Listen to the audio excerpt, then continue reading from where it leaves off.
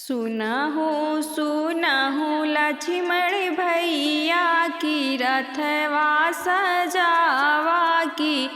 रथवा सजावा हो भैया सीता का रथ बैठाओ जंगल छोड़े आओ जंगल छोड़े आओ हो भैया सीता का रथ बैठाओ जंगल छोड़ी आयो जंगल छोड़ी आयो हो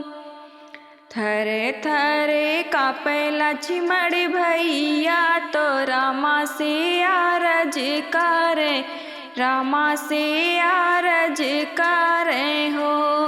भैया कवने कसूरे भाभी की नीता हमें का बताओ तो हमें का बताओ हो भैया कवने कसूरे भाभी की नीता हमें का बताओ हमें का बताओ हो अरे अरे लक्ष्मण भैया विपतिया के नायक विपतिया के नायक हो भैया सीता का हरिले रावण वा लंका बीच राख लंका के बीच राखई हो लवट सीता अयोध्या का आवे धोबिया बोली बोले धोबिया बोली बोले हो भैया धोबिया का बतिया लागे कर जे हमरे साल कर जे हमरे साल हो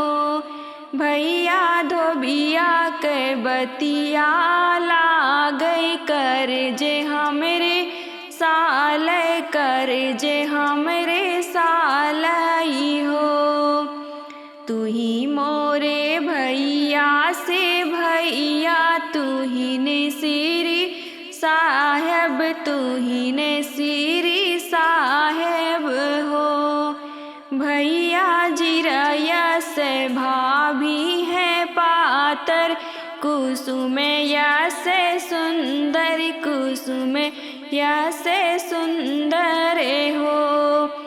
भैया तीजे हैं गरुवे गर्भ से जंगल कैसे रही हैं जंगल कैसे रही हैं हो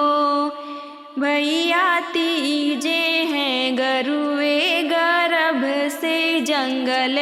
कैसे रही हैं जंगल कैसे रही हैं हो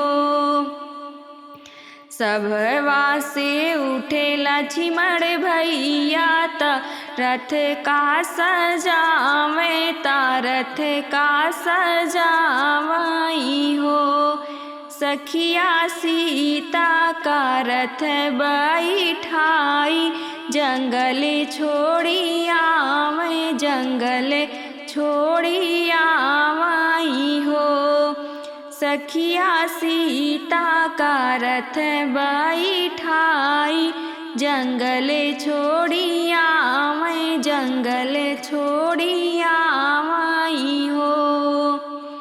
इते उते कुटिया निहारे डगरिया से भटकै डगरिया से भटकाई हो सखिया बन बीच एक ही कुटियावा तो कुटिया लागे जाई तो कुटिया पास गाई हो सखिया बन बीच एक ही कुटियावा तो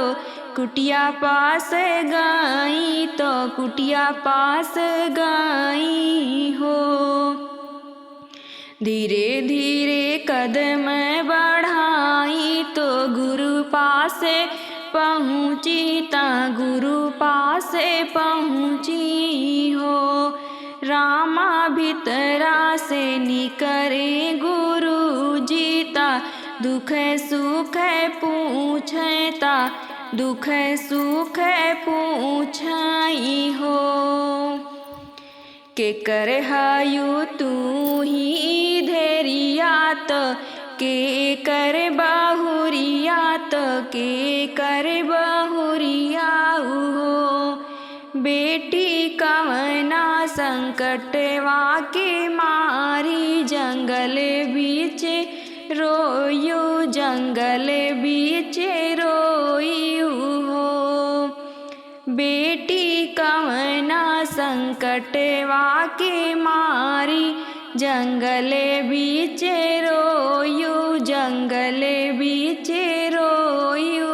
हो। राजा जनक जी के धैर्यात दशरथ बहुरियात दशरथ बहुरियाऊ हो।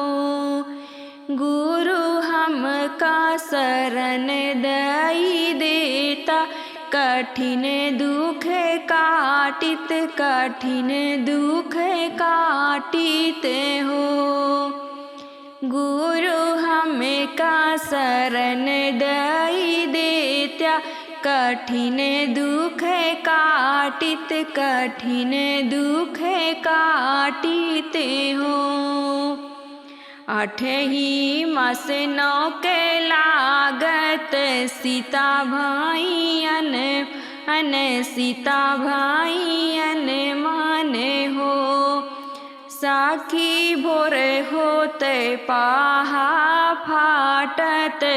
लव कुश जन्म ले लव कुश जन्म ले हो। साखी भोर होते पाहा फाटत लव कुश जन्म ले लव कुश जन्म ले हो। देवता लोगे धूम मचावे ता फूल बरसावे ता फूल बरसावई हो। सखिया सीता के जनमे होरिलवा सखीने मंगल गावे सखीने मंगल गावई हो।